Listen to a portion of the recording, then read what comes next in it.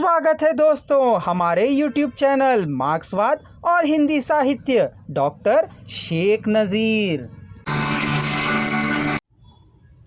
अपनी ऐतिहासिक रचना में इन तीनों सत्यों को अभिव्यक्ति करने रचनाकार के लिए अनिवार्य बता गया है। यदि हम इन तीनों में से किसी एक का भी लोप हो जाता है तो जनमानस पर अंकित हो जाने के बजाय एक मूल्य रहित निर्जीव सत्य बनकर रह जाएगा। दूसरे शब्दों में ऐतिहासिक सत्य को लांघने का काम ऐतिहासिक सत्य मात्र को विकृत कर देना ही है, पर ऐतिहासिक रचना में सत्य और कल्पना का संयोग उसी सीमा तक होना चाहिए जिससे कि कृति में संतुलन हो सके।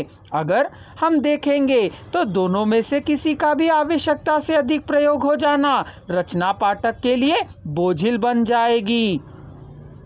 इसलिए दोनों का सामंजस्य उसी सीमा तक होना चाहिए जिससे कि पाठक के मन में बोझिलता उत्पन्न न हो। इतिहास के साथ तथा कल्पना और सत्य के अभिन्न संबंध की प्रधानता पर जोर देते हुए रामचंद्र शुक्ल जी ने ठीक ही कहा है। जब तक भारतीय इतिहास के भिन्न भिन्न कालों की सामाजिक स्थिति और संस्कृति का अलग अलग विशेष रूप से अध्ययन करने वाले और उस सामाजिक स्थिति के सूक्ष्म ब्यौरों की अपनी ऐतिहासिक कल्पना द्वारा उद्भावना करने वाले लेखक तैयार न हो, तब तक ऐतिहासिक उपन्यासों में हाथ लगाना ठीक नहीं है।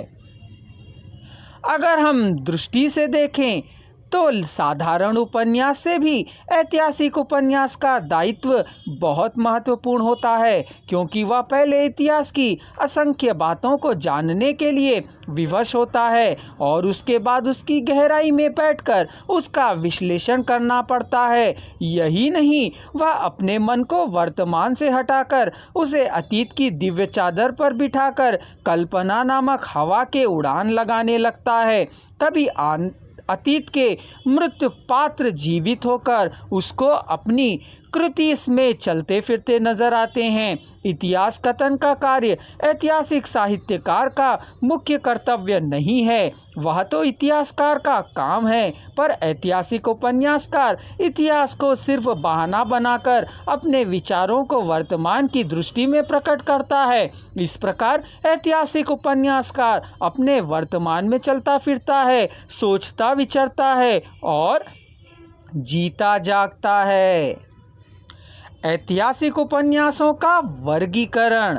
साधारणतया ऐतिहासिक उपन्यासों को 3 वर्गों में बांटा गया है, यथा शुद्ध ऐतिहासिक उपन्यास, कल्पना प्रधान ऐतिहासिक उपन्यास और वातावरण प्रधान ऐतिहासिक उपन्यास। शुद्ध ऐतिहासिक उपन्यास के पात्रों के द्वारा ऐतिहासिक सत्य की अभिव्यक्ति प्रस्तुत की जाती है। कल्पना प्रधान ऐतिहासिक उपन्यासों में पात्रों का चरित्र चित्रण केवल कल्पना के आधार पर किया जाता है तथा वातावरण प्रधान ऐतिहासिक उपन्यासों में भाषा, रीति रिवाज, वस्त्रभूषण आदि सभी वर्ण्य विषय किसी काल विशेष से संबंधित रहते हैं। अब ध्यान देने की बात यह है कि मार्क्सवादी उपन्यासकार अपनी मौतिकवादी दृष्टि से ही इतिहास को देखता है, यानी वह इतिहास की अपेक्षा ऐतिहासिक यथार्थ को स्वीकारता है। ऐतिहासिक यथार्थवाद के अंदर बीते हुए काल की सामाजिक एवं राष्ट्रीय परिस्थितियों का वास्तविक चित्र उपस्थित किया जाता है, परंतु इतिहास और ऐतिहासिक यथार्थवाद एक दूसरे के लिए प्रयुक्त किए गए शब्द नहीं हैं, बल्कि दोनों में अंतर है। इतिहास तिथियां, घटनाओं तथा परिणामों का ठीक ठीक वर्णन उपस्थित करता है, परंतु ऐतिहासिक यथार्थ के अंदर तिथियों तथा घटनाओं आदि की सत्यता पर इतना अधिक जोर नहीं दिया जाता जितना कि उस समय में सामाजिक एवं राष्ट्रीय तथा धार्मिक परिस्थितियों को उभार कर रखने के प्रति आग्रह दिखलाया जाता है। अतः वर्तमान समस्याओं तथा उनके समाधान इतिहास के माध्यम से प्रस्तुत करने के लक्ष्य में ही ऐतिहासिक उपन्यासों की रचना की जाती है।